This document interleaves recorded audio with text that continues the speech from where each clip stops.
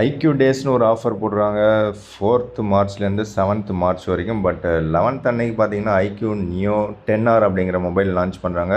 அது அரௌண்ட் ஒரு 25,000 28,000 இருக்கிறதான சான்சஸ் இருக்குது. இருந்தாலும் ஐக்யூவில் என்னென்ன ஆஃபர் இருக்குதுன்னு பார்த்துருவோம். ஐக்யூ Z9S பார்த்தீங்கன்னா 17,500 அவைலபிள் இருக்குது. ஐக்யூ Z9X 10,500 அவைலபிள் இருக்குது. ஐக்யூ Z9 லைட்டு பார்த்தீங்கன்னா 9,500 பெஸ்ட்டு டீல்.